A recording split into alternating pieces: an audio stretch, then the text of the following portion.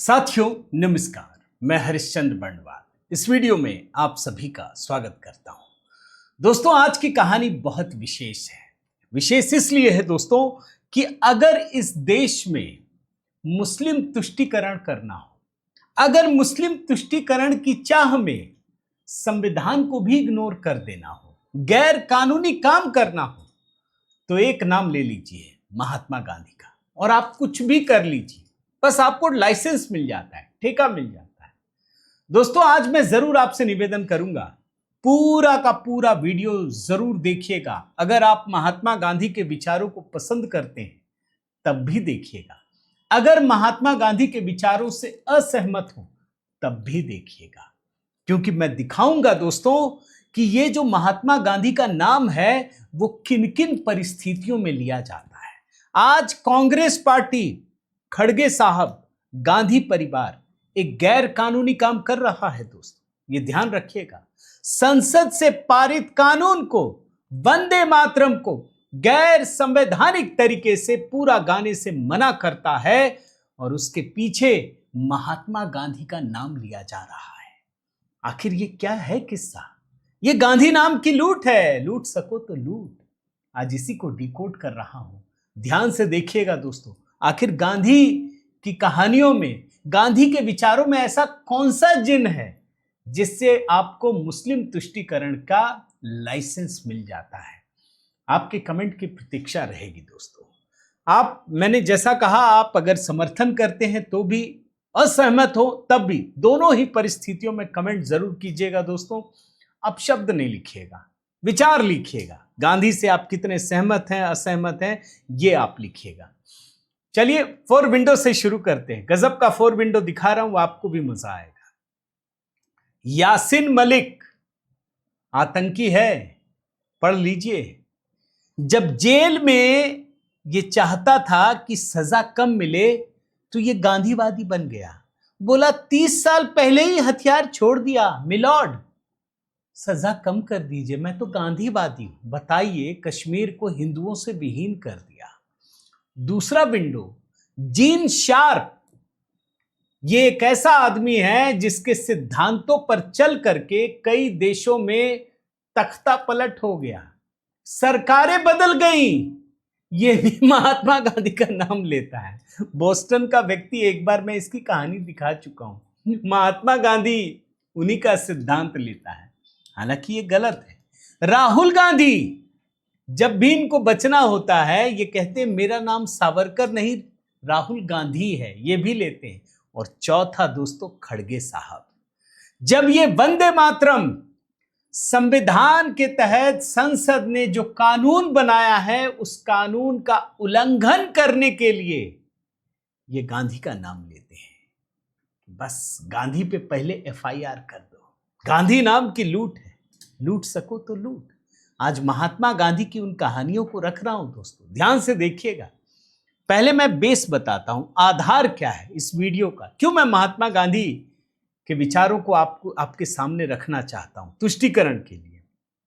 भाई, गोवा में दोस्तों कार्यक्रम था, खड़गे साहब थे। एक कार्यक्रम में वंदे मातरम का गायन हुआ, जानबूझकर। आप चाहें तो उसको छोड़ भी सकते हैं, कोई जबरदस्ती नहीं है, लेकिन वंदे मातरम का गायन हुआ और शुरुआती 2 पद ही गाए। सरकार ने कानून बना दिया है, संसद ने कानून बनाया कि आपको पूरा गाना पड़ेगा। 3 साल तक की सजा का प्रावधान है, राष्ट्रगान की तरह दर्जा है। 2 ही पद गाए गए और उसके बाद जब कहा गया इनसे, बोला हम नहीं गाएंगे। अच्छा, इससे पहले दोस्तों आप याद कीजिए, अच्छा इसमें मैं आपको बताऊं कि कांग्रेस मुख्यालय में भी यही हुआ था। उस समय तो बोला कि नहीं, गलतफहमी में हो गया। फिर इनसे पूछा गया कि खड़गे साहब, इसमें तो 2 ही पद गाए गए। बोलते इतना ही गाएंगे, इससे ज्यादा नहीं गाएंगे। तो क्यों नहीं गाएंगे? बोल महात्मा गांधी पे पहले FIR कीजिए, वो भी 2 ही गाते थे। आप सोचिए ये किस तरह की भाषा है ये। अरे तो उसके बाद समय नहीं बदला है क्या? मैं जरा पहले बयान सुनाता हूं दोस्तों कि खड़गे साहब ने क्या कहा। वो गांधी का नाम लेते हैं, एक बार सुनिए उस हिस्से को।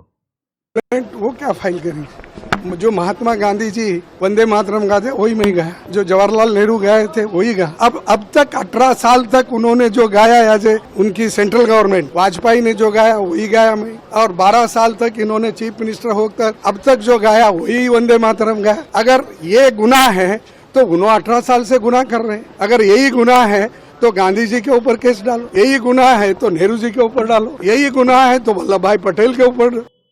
देखा आपने दोस्तों, खड़गे साहब ने क्या कहा कि भाई जो गांधी ने गाया हम भी वही गाएंगे, गांधी जी का नाम आ गया। देखिए मामला सारा तुष्टिकरण वाला है, मैं आपको अभी बता दे रहा हूं।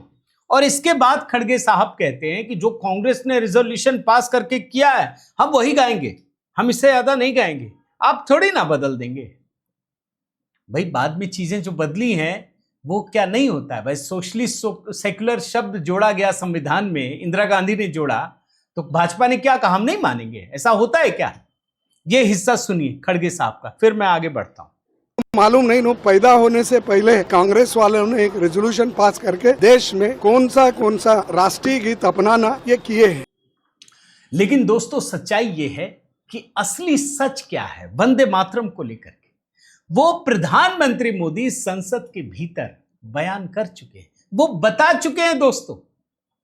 ये बात आप समझिए, उन्होंने साफ साफ कहा था कि मुस्लिम लीग और जिन्ना के दबाव में वंदे मातरम का बंटवारा हुआ था। जी हां, और मैं अब आपके सामने उसके सबूत रखना चाहता हूं। मैं आपको दिखाता हूं, ये जिन्ना ने नेहरू के सामने 14 पॉइंट का एक लेटर भेजा। ये लेटर नहीं है, ये ब्लैकमेलिंग है। जी हां, ब्लैकमेलिंग। कब का लेटर है देखिए, 6 अप्रैल 1938। 2 डिमांड किया गया था इसमें, सुन के चौंक जाएंगे। कांग्रेस से डिमांड किया जा रहा है। जिन्ना क्या डिमांड करते हैं? वंदे मातरम बंद करो। दूसरा डिमांड, तिरंगा झंडा हटाओ या साथ में मुस्लिम लीग का झंडा लगाओ। मैं जरा दूसरा पन्ना दिखाता हूं, इस पन्ने को देखिए, इसके 9वें नंबर पॉइंट को देखिए क्या लिखा है। The Vande Mataram song should be given up, छोड़ दो। फिर इसी में आप देखिए 12वां number point, the tricolour flag should be changed और alternatively the flag of the Muslim League should be given equal importance. या तो तिरंगा हटाइए या फिर जो मुस्लिम लीग का झंडा है उसको भी उसी के बराबर महत्व दीजिए। किसने कहा? जिन्ना ने। किससे कहा? कांग्रेस पार्टी नेहरू को यह चिट्ठी लिखी, नेहरू ने जवाब दिया। जरा जवाब देखिए, ये पूरा हिस्सा एक एक पॉइंट का जवाब दिया था, मैं सिर्फ 2 ही पॉइंट उठा रहा हूं। इसको हिंदी में मैं पढ़ता हूं दोस्तों। वंदे मातरम गीत के संबंध में कार्य समिति ने पिछले अक्टूबर में एक लंबा वक्तव्य जारी किया था, जिसकी ओर मैं आपका ध्यान आकर्षित करना चाहूंगा।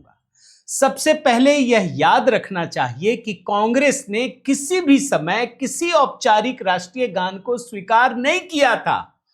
यह सही है कि वंदे मातरम गीत 30 वर्षों से भी अधिक समय से भारतीय राष्ट्रवाद के साथ गहराई से जुड़ा रहा है और इसके इर्द गिर्द भावनाओं तथा बलिदान की अनेक स्मृतियां जुड़ गई हैं। अगला लाइन ध्यान से सुनिए, लोकप्रिय गीत किसी आदेश पर नहीं बनाए जाते और ना ही सफलतापूर्वक थोपा जा सकता है, वे जन भावना से जन्म लेते हैं।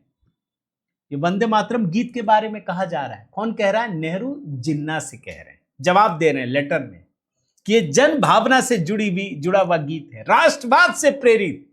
इन 30 या उससे अधिक वर्षों के दौरान वंदे मातरम गीत को कभी भी धार्मिक महत्व वाला नहीं माना गया।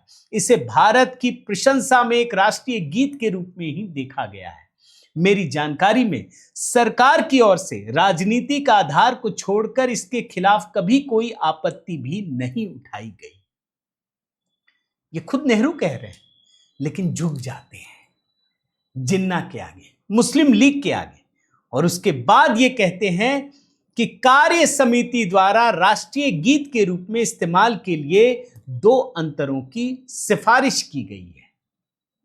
छोड़ दिया।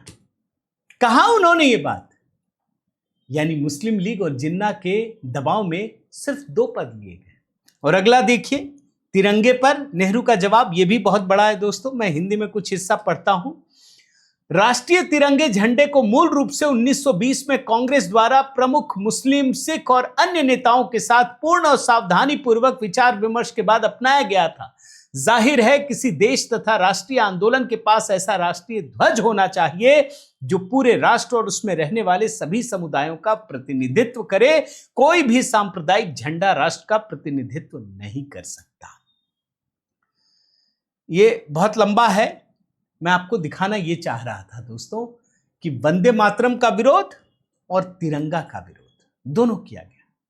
और वंदे मातरम को जिन्ना की वजह से, मुस्लिम लीग की वजह से सिर्फ 2 पद लिए गए। यानी साफ है कि जिन्ना और मुस्लिम लीग के आगे कांग्रेस ने, नेहरू ने घुटने टेक दिए दोस्तों।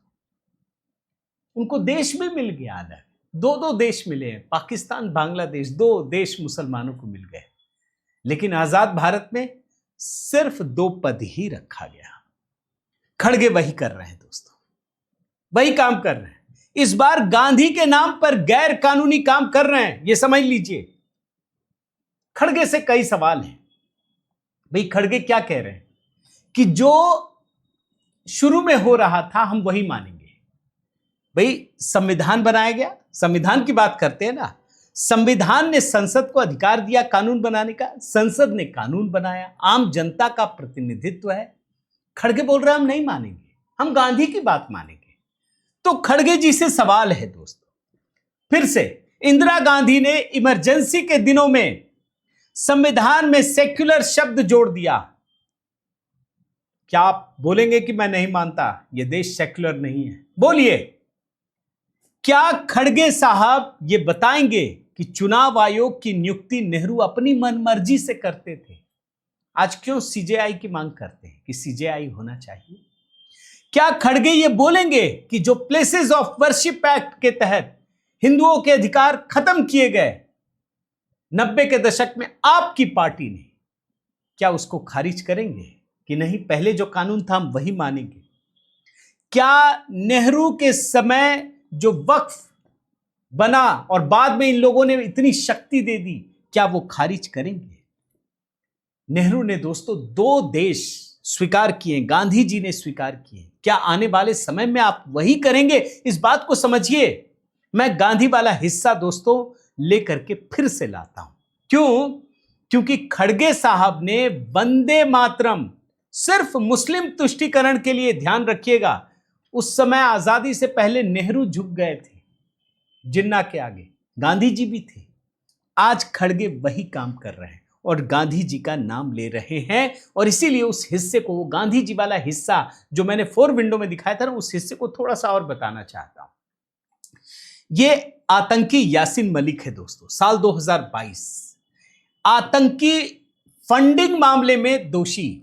भाई जो कश्मीर में हिंदुओं को सफाया कर दिया गया 90 के दशक में, उसका एक बड़ा गुनहगार, इसको दोषी करार दिया गया। अब अदालत को सजा देनी थी। ये कहने लगा, मिलॉर्ड हम गांधीवादी बन गए, 25 साल से छोड़ दिया हमने, हमको कम सजा दी। ये कहा है दोस्तों, उसने कहा कि हथियार छोड़ने के बाद मैंने महात्मा गांधी के सिद्धांतों का पालन करता हूं, मैं अहिंसक राजनीति कर रहा हूं। लोगों के दिमाग में घंटी बज गई। मैंने तब भी कुछ वीडियो बनाया था दोस्तों कि आखिर यार आतंकी बोल रहा है कि मैं गांधीवादी हो गया, ये कौन सा मसला? उस समय मशहूर लेखक हैं आनंद रंगनाथन, उन्होंने एक ट्वीट किया था, मैं वो हिस्सा आपको जानबूझ के दिखा रहा हूं 2022 का दोस्तों। इसमें महात्मा गांधी के एक बयान को कोट किया गया है। मैं हिंदी में पढ़ता हूं, ध्यान से सुनिएगा, आपको पूरी कहानी समझ में आएगी। हिंदुओं को मुसलमानों के प्रति क्रोध नहीं रखना चाहिए। भले ही मुसलमान हम सभी को नष्ट और मार डालना चाहते हो, हमें बहादुरी के साथ मृत्यु का सामना करना चाहिए। यदि मुसलमान हिंदुओं की हत्या करके अपना शासन स्थापित कर लें तो हम एक नए भारत का शुभारंभ कर रहे होंगे। मतलब मुसलमान हिंदुओं को मार दे तो हिंदुओं को वो सहनशीलता के साथ स्वीकार कर लेना चाहिए। ये महात्मा गांधी कह रहे हैं, हम एक नया भारत बनाएंगे, ये कह रहे हैं। अब गांधी को लेकर जो बातें होती हैं दोस्तों, उसे जरा समझने का प्रयास कीजिए। ये सच है क्या? मैंने इसकी छानबीन की। जो महात्मा गांधी की कही हुई बातों का जो संकलन किया गया, उसको खंगालने का प्रयास कीजिए। इसको देखिए, इसके आखिरी पैराग्राफ में वही लिखा है, वो पूरा का पूरा लिखा है। ये महात्मा गांधी के वचन हैं। और आप समझ लीजिए दोस्तों कि महात्मा गांधी ने ये बातें 6 अप्रैल 1947 को कही। उस समय नई दिल्ली में प्रार्थना सभा में उन्होंने ये बातें कही और ये collected works of Mahatma Gandhi के संकलन में सब दर्ज है। अब इसको जरा बड़े अच्छे से और ध्यान से समझिए कि यासीन मलिक जैसा आतंकी अपने खूंखार कृत्यों को करने के बाद, हिंदुओं को मारने के बाद, खत्म कर देने के बाद बचने के लिए महात्मा गांधी का सहारा लेता है। और खड़गे साहब भी गैर कानूनी काम करने के लिए, तुष्टीकरण के लिए महात्मा गांधी का सहारा लेते हैं। दोनों महात्मा गांधी का सहारा लेते हैं। और आपको यह जानना चाहिए दोस्तों, मैं महात्मा गांधी का बहुत बड़ा प्रशंसक हूं। इसके बावजूद जो आलोचना है वो सहने की क्षमता होनी चाहिए। जब अपने समकालीन समय की, उनके समकालीन समय की बात कह रहा हूं, हर कोई महात्मा गांधी से सहमत नहीं था। ऐसा नहीं है कि सब सारे के सारे लोग सहमत थे। जैसे आप ये आर्टिकल देखिए, भगत सिंह वो महात्मा गांधी के विचारों से कतई सहमत नहीं थे। बाबा साहेब आंबेडकर, उनमें और महात्मा गांधी के विचारों में बहुत भारी अंतर था। वो सहमत नहीं थे महात्मा गांधी के सभी विचारों से। इसी तरीके से ये देखिए, गांधी और सुभाष चंद्र बोस, इन दोनों के विचारों में भी वैसा ही अंतर था दोस्तों। और आपको मैं बताऊं, आज भी परिस्थितियां वैसी हैं। ऐसा नहीं है कि हर कोई महात्मा गांधी के विचारों को मानता है। जो अच्छा है वो मानता है, लेकिन आलोचना तो होनी चाहिए ना। नहीं होनी चाहिए तो लिख दीजिए। भाई, महात्मा गांधी का आप नाम ले रहे हैं, यासीन मलिक भी लेता है, तो कुछ तो बात होगी ना दोस्तों। भाई, कुछ साल पहले धर्मगुरु कालीचरण ने भी गांधी जी के विचारों के खिलाफ अपने बयान दिए थे। इसके लिए उन्हें जेल भेज दिया गया। लेकिन जब वो जेल से छूटे, याद रखिए, तो इंदौर में उनका भव्य स्वागत हुआ। कालीचरण ने कहा कि उनको अपने बयान पर कोई पछतावा नहीं है। और ऐसे में आज ये पड़ताल करना जरूरी है दोस्तों कि महात्मा गांधी के विचार क्यों हिंदू मुस्लिम के बीच समानता स्थापित नहीं करते थे, क्यों महात्मा गांधी मुसलमानों की हर इच्छा को पूरा करने के लिए तैयार रहते थे, भले ही ये इच्छा भारत के हितों के विरुद्ध ही क्यों ना हो। जैसे खिलाफत आंदोलन को ले लीजिए। भारत में खिलाफत आंदोलन किस लिए चलाया गया? क्या लेना था? भाई, अंग्रेज तुर्की के सुल्तान को खलीफा बना दें। भारत में खिलाफत आंदोलन चल रहा था। अगुवाई कौन कर रहे थे? महात्मा गांधी। कोई लेना देना नहीं था इसका भारत के बहुसंख्यकों से, कोई लेना देना नहीं। अब इसको कैसे समझेंगे? भाई, अफगानिस्तान में तालिबान शासन चाहता था, भारत से कोई लेना देना नहीं, लेकिन भारत के कट्टरपंथी समर्थन कर रहे थे। ईरान में कि कट्टरपंथियों का ही कब्जा रहे, यहां के कट्टरपंथी समर्थन दे रहे थे, कोई लेना देना नहीं। बांग्लादेश में कट्टरपंथियों का कब्जा हो जाए, ये चाहते थे। ये गजब की कहानी है दोस्तों। इसकी शुरुआत उसी खिलाफत आंदोलन से होती है। और मैं खिलाफत आंदोलन की ही बात करता हूं, उसी दौरान की 1919 से 1922 के बीच ये खिलाफत आंदोलन, ये खिलाफत आंदोलन के दौरान की बात है। अगस्त 1921 में केरल के मालाबार इलाके में, जहां अधिकांश जमींदार नंबूदरी ब्राह्मण थे और काश्तकार मापिल्ला मुसलमान थे, जमकर हिंसा होती है।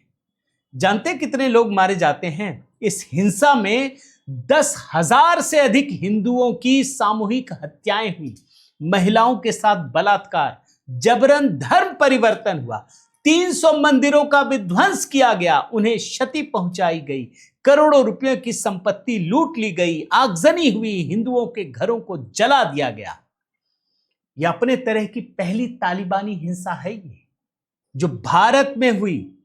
और मोपला मुसलमानों की हिंसा को महात्मा गांधी ने अप्रत्यक्ष रूप से जायज ठहरा दिया।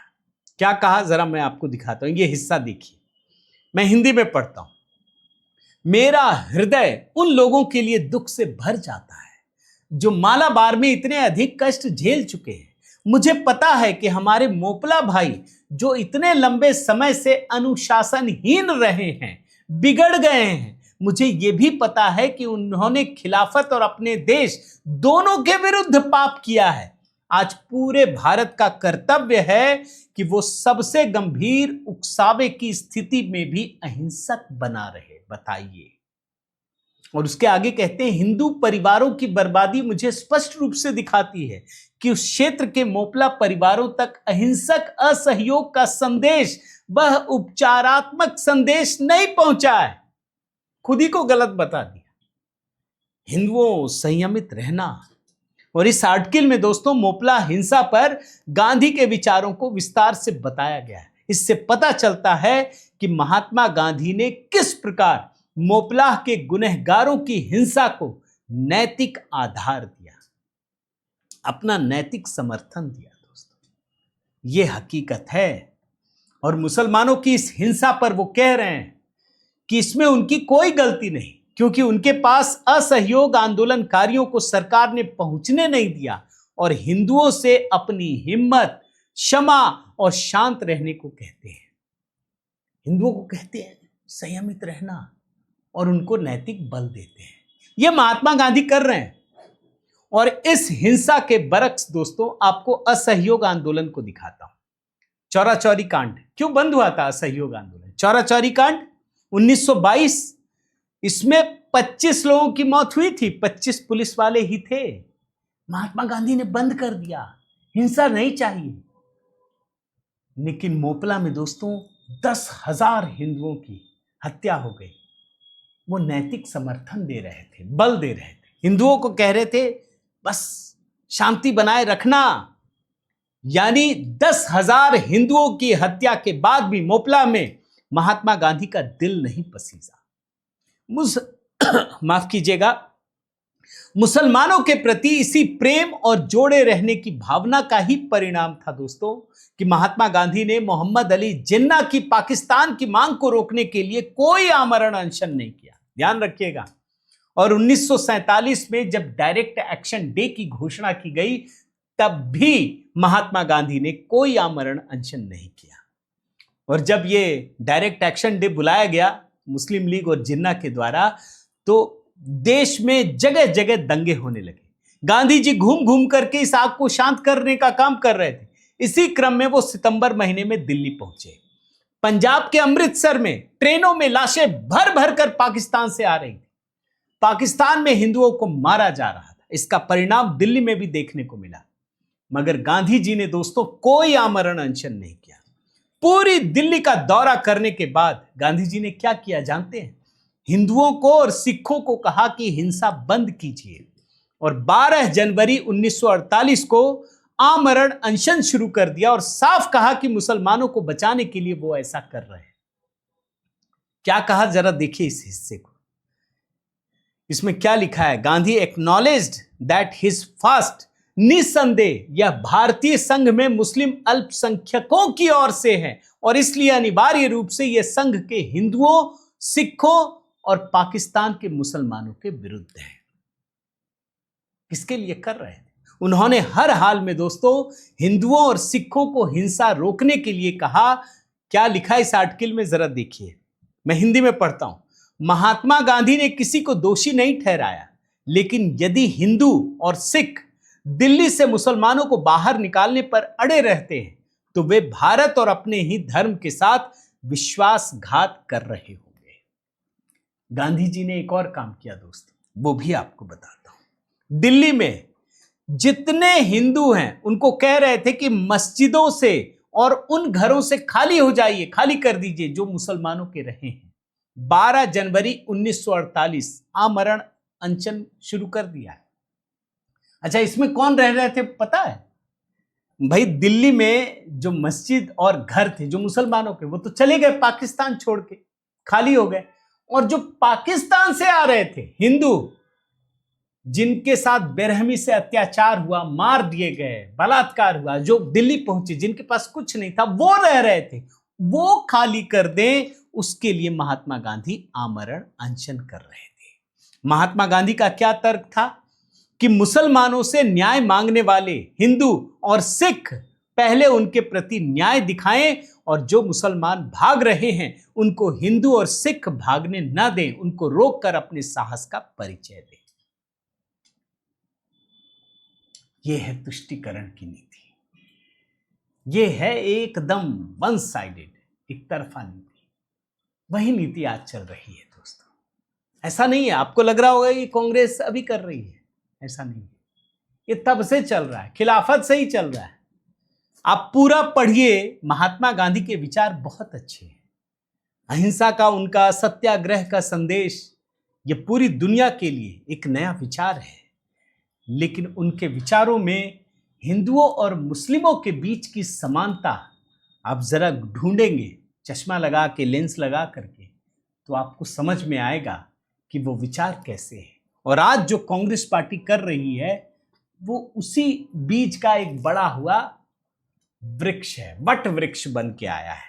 और इसीलिए आज जब यासीन मलिक, इतना घोर आतंकी भी अगर गांधी जी का नाम लेता है, या खड़गे साहब अगर वंदे मातरम को न गाने के लिए, गैर कानूनी काम करने के लिए महात्मा गांधी का नाम लेते हैं, तो इसकी प्रेरणा जो बीज है ना, वो वही है। उम्मीद करता हूं दोस्तों आपको ये वीडियो जरूर पसंद आया होगा। कमेंट करके अपनी राय जरूर दीजिएगा। आप बताइएगा कि आपको कैसा लगा। लाइक कीजिए, शेयर कीजिए। आपसे निवेदन है दोस्तों, अगर इस चैनल को आपने सब्सक्राइब नहीं किया है तो जरूर कीजिए। बने रहिए, जुड़े रहिए। बहुत बहुत धन्यवाद। जय सिया राम।